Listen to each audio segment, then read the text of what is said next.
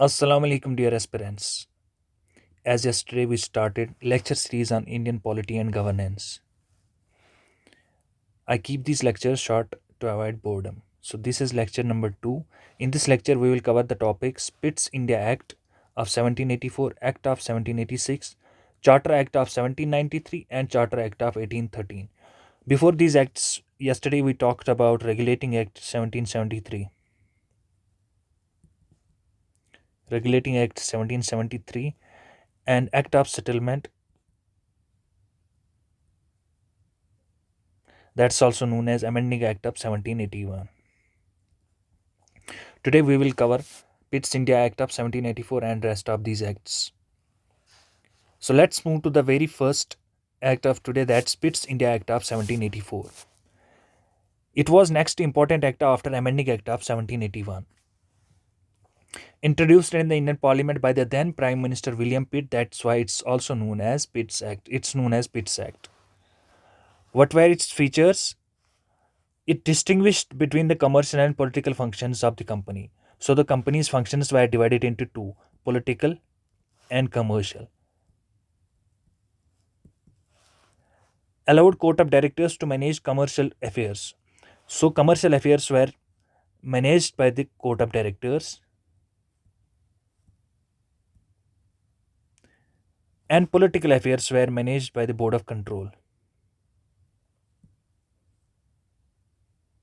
These political affairs were recognized in the Regulating Act 1773.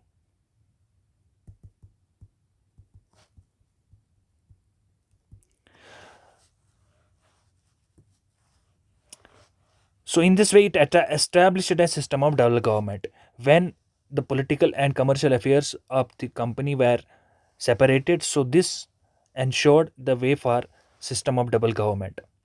So now double government was there. Empowered the board of control to supervise and direct all operations of civil and military government. It empowered the board of control. Here we need to remember this. It empowered the board of control, that is the board that used to manage the political affairs of the company.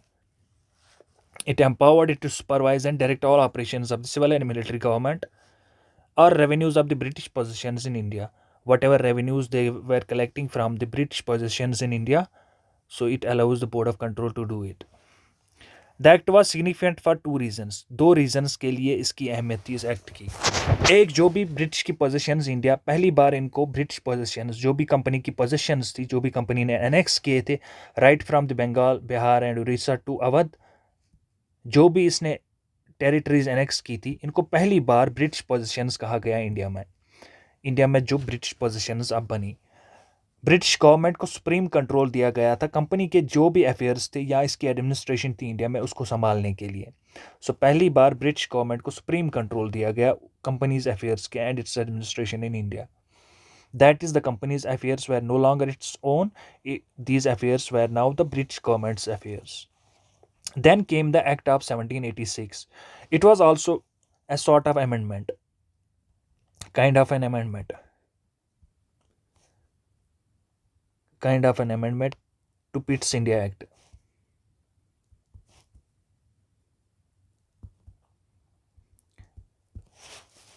Lord Cornwallis was appointed as governor general of Bengal. हमने difference पढ़ा governor और governor general of Bengal. Governor general में क्या होता है?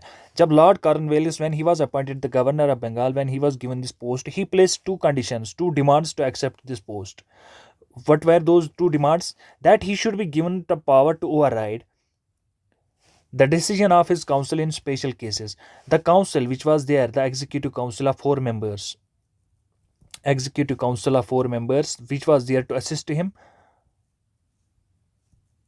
in some cases he should be given powers to rise above the decisions, to override those decisions, and he would also be the commander in chief, that he should be placed as the commander in chief of the army, the British forces.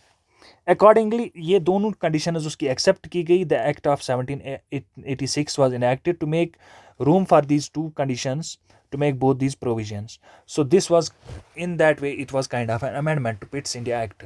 So Act of 1786 facilitated Lord Cornwallis to be appointed as the Governor General of Bengal. This is important because of these two conditions. Next important act is Charter Act of 1793. Until now we were studying the regulating acts. Now we have Charter Act. What is the difference between Charter Act and regulating? Both were passed by the British Parliament. British Parliament. But Charter Acts placed some restrictions, placed some limitations on British monopoly. Sorry, on companies' monopolies. This is on companies' monopoly. East India Company's monopoly in trade. To some extent, it placed some limitations. What were the features of Charter Act of 1793? Extent key overriding power. That overriding power which was given to Lord Cornwallis, it was made general to all the governor generals and governors of the presidencies. So it was made general now. It was not particular for Lord Cornwallis as was placed in 1786. It was now made the future for to all future governor generals and governors of the presidencies. It gave Governor General more powers and control over the government of subordinate presidencies of Mumbai and Madras. So the Governor General of Bengal was made in charge of Governor General of Bombay and Madras and Orissa. It gave them more powers and control over the government of these subordinate presidencies. These presidencies, before regulating Act of 1773, were independent presidencies, but by the regulating Act of 1773, these were made subordinate to the Governor General of Bengal. So now there was more control over the governments of these subordinate presidencies. इसने extend किया trade monopoly of the company in India for another 20 years. So 20 years, अगले 20 साल के लिए trade monopoly जो थी, when we have many buyers but one seller, this condition is known as monopoly. So East India Company was the only company from the British that was trading in India. That's why it was a monopolistic company. So its monopoly was extended for another 20 years. Fourth, it provided that the commander in chief wasn't to be the member of the Governor General's Council. Now, the commander in chief wasn't to be the member of the Governor General's Council unless he was so appointed. या उससे appoint किया जाए. जब तक उसको appoint ना किया जाए तब तक वो गवर्नर जनरल काउंसिल का member, governor general council member, commander in chief नहीं हो सकता था. इसने ले डाउन किया that the members of the board of control, जो बोर्ड ऑफ कंट्रोल जो पॉलिटिकल अफेयर्स को मैनेज करता था, and their staff were henceforth to be paid out of the Indian revenues. So the staff and the board of control, members of the board of control were to be paid out that and the staff, their salaries had to be paid out of the Indian revenues. They would not come from the British. Principally, they should have come from the British government, because now the control was the control of the company's affairs were from the British government, but it had to be taken from the Indian revenues. That made these policies made the drain of wealth from the India. Now, another act of this series, the Charter Act series, is Charter Act of 1813. What were the features of this act? Let's see them one by one. It abolished the trade monopoly of the company in India. So the trade monopoly which the company enjoyed till 1813, now it abolished it in India. Except for two things, except in tea, the trade monopoly in tea will continue, and trade with China. It throwed it threw open to all the British merchants. The trade in India was thrown open to all the British merchants now. That is, other companies would come from the British to trade in India. It asserted the sovereignty of the British crown over the company's territories in India. So the sovereignty was first time asserted on the British crown over the company's जो भी territories company ने annex की थी, उन पे sovereignty of British crown की थी. Christian missionaries को इन्होंने अलाउ किया by this act to come in India for the purpose of enlightening the people. That is profession of religion. They were free to profess their religion. Free to profess their religion.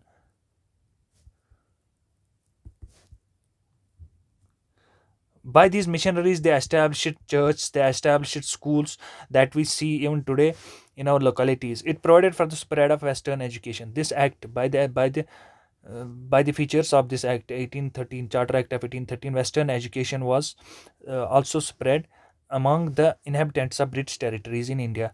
Wherever there were British territories, Western education was spread. Authorise किया local governments को, जो local governments introduce भी British ने किए, उनको authorise किया to impose taxes on persons. Now they were not imposing taxes on properties only, they were imposing taxes on persons, and people could also be punished for not paying these taxes. So people would be punished if they do not pay this tax. So these were the five important features of the Charter Act of 1813. With this, we come to an end to today's short video.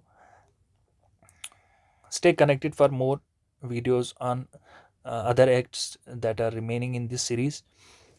We'll cover them one by one. Also, do not forget to like, share, and subscribe the channel. We'll see you soon in another video. Till then, take care. Allah Hafiz.